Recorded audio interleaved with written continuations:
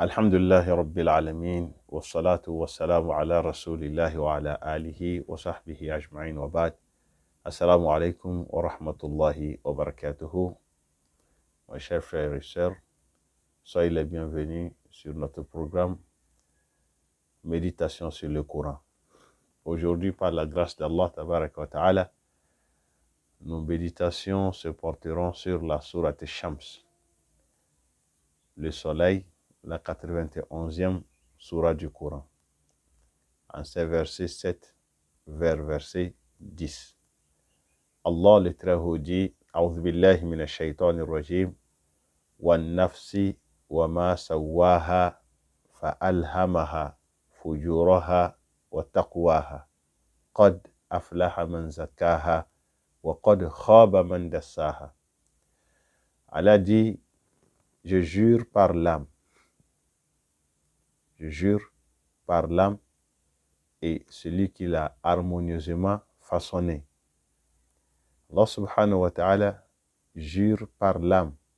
Et nous remarquons dans le Coran que Allah subhanahu wa ta'ala, des fois, jure par certaines de ses créatures.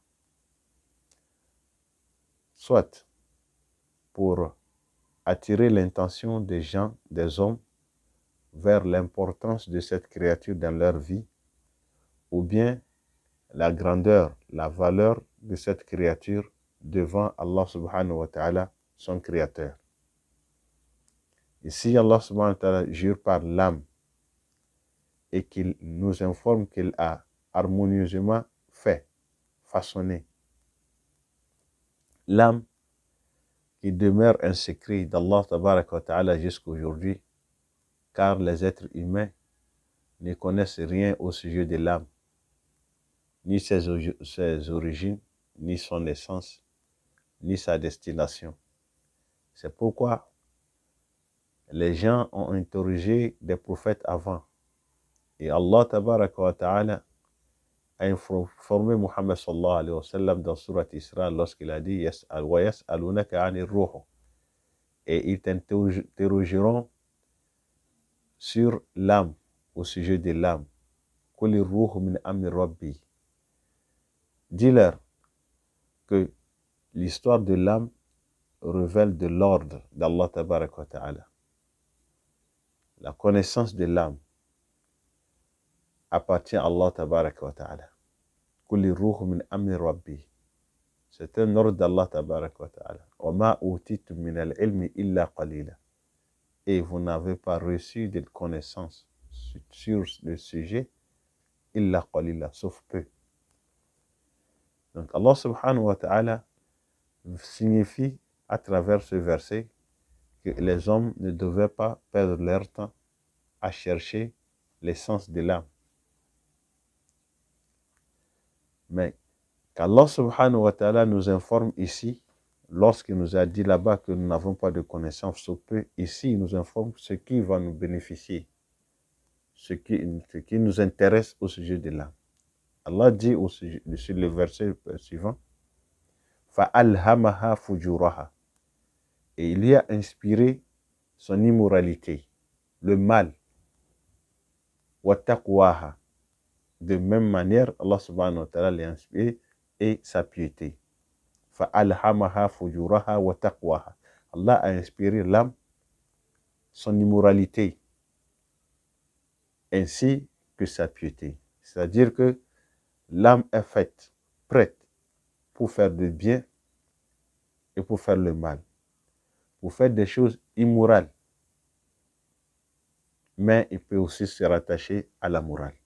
C'est ce qu'Allah subhanahu wa ta'ala nous a informé sur l'âme et qui va nous servir. Maintenant, ça veut dire que l'être humain, l'individu, est responsable de son âme. C'est à toi de décider où mettre l'âme. Le conduire vers l'immoralité ou bien vers la piété d'Allah tabaraka wa ta'ala. C'est très important dans la vie des êtres humains.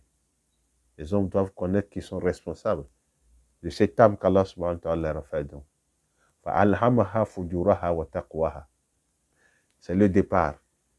Et Allah subhanahu wa ta'ala nous dit, la fin, vers la fin, Qad, 7, Aflaha man zakaha. Réussi est celui qui purifiera son âme.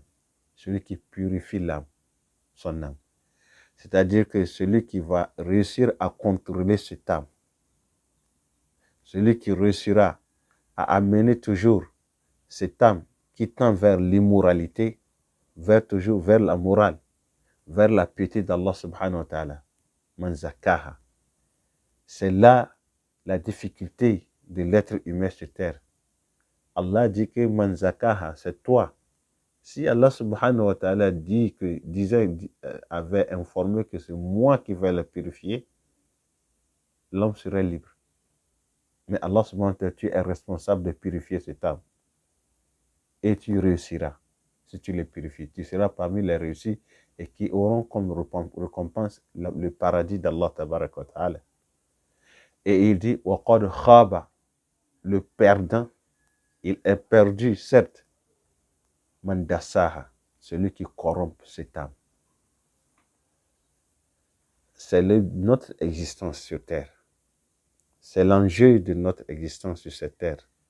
L'âme qu'Allah subhanahu wa ta'ala nous a donnée, et il nous a montré deux chemins, le bon et le mal, le bien et le mal.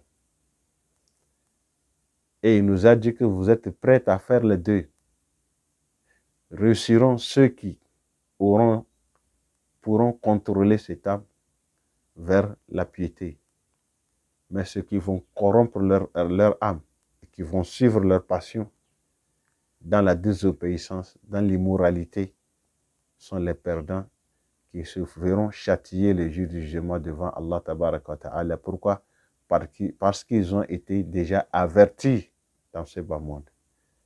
Allah subhanahu wa ta'ala fasse que nous prenions conscience de notre responsabilité de guider, de gérer cette âme qu'Allah subhanahu wa ta'ala nous a donnée et que nous espérons avoir l'agrément d'Allah subhanahu wa ta'ala et pour gagner le paradis céleste.